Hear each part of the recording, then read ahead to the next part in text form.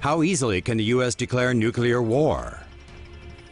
U.S. President Donald Trump says the U.S.'s nuclear arsenal is far stronger and more powerful than ever before, after warning North Korea that their provocations would be met with fire and fury. Amid the escalating tensions between the U.S. and North Korea, some have expressed concern over whether a war, specifically nuclear war, is imminent, and how easily the U.S. president could make that happen. The U.S. Constitution gives Congress the power to declare wars and authorize funds to support them. The president would normally appeal to Congress for authorization if he wants to declare a war.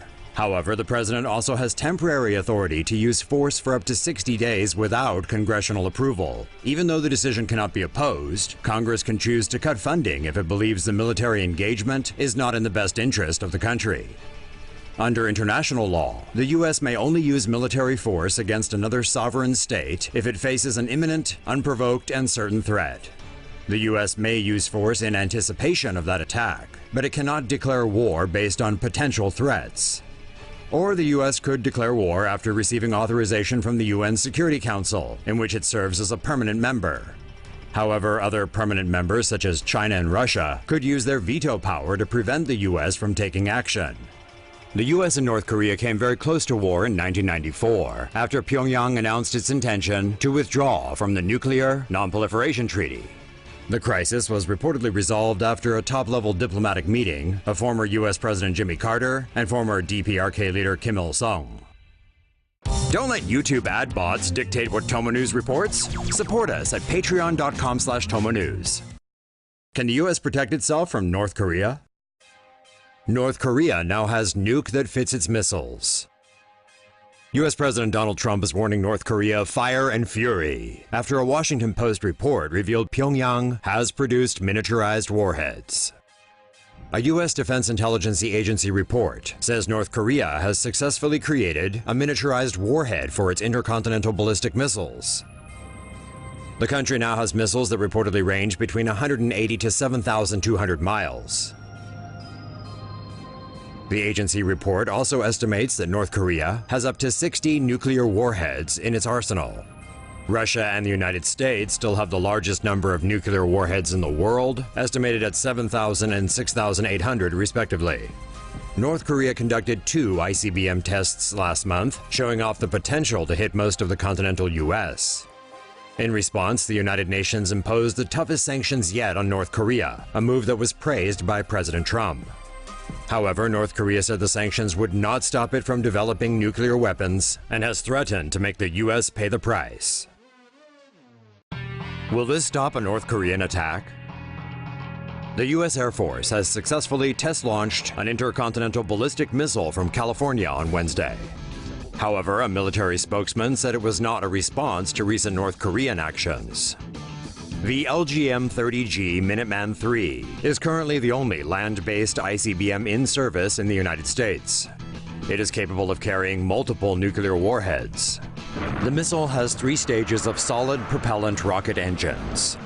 The re-entry vehicle is launched along with decoys and chaff that are designed to confuse defense systems. Multiple warheads then strike different targets. An unarmed Minuteman III missile was launched at 2:10 a.m. Pacific Time from Vandenberg Air Force Base in California. It flew about 4,200 miles to the Kwajalein Atoll in the Marshall Islands.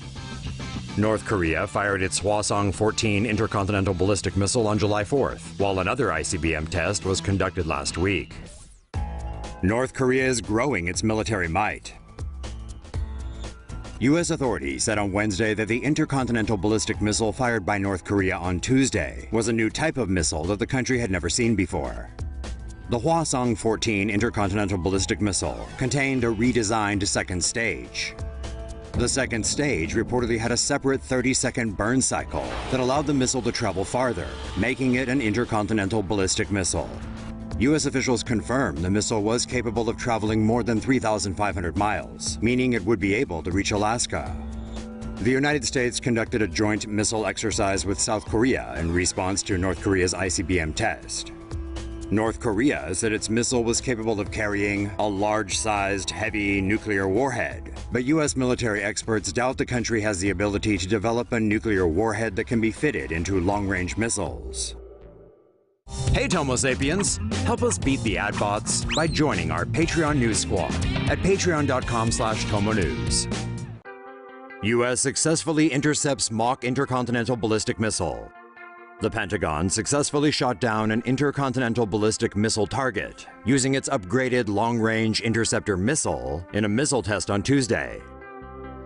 The ground-based defense interceptor was launched from Vandenberg Air Force Base in California, while the ICBM-class target was launched 4,200 miles away from the Marshall Islands.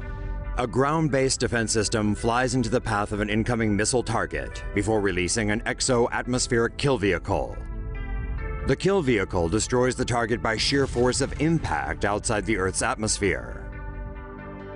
The missile test was the first of its kind in nearly 3 years, and a positive result indicates the Defense Department is able to defend the U.S. from a warhead launched from North Korea. Kim Jong-un won't like this one bit. The United States military is this week installing an anti-missile defense system in South Korea to counter potential attacks from North Korea against its neighbors and the U.S. THAAD, the Terminal High Altitude Area Defense Battery, is currently being installed by U.S. and South Korean forces at a golf course in Seongju County, South Korea. The anti-missile system consists of a truck-mounted launcher, a transportable radar system and control, and communication centers.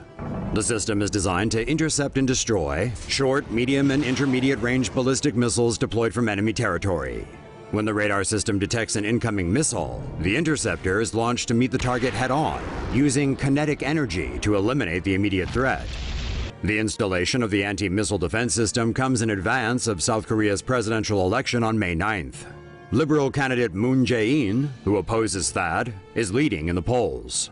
China has expressed serious concerns about the system's installation, claiming the move will harm strategic balance in the region and further stimulate tensions on the Korean peninsula. Protests are mounting near the THAAD site, with hundreds of demonstrators speaking out against the anti-missile system. U.S. military officials say THAAD will be operational within the next few days.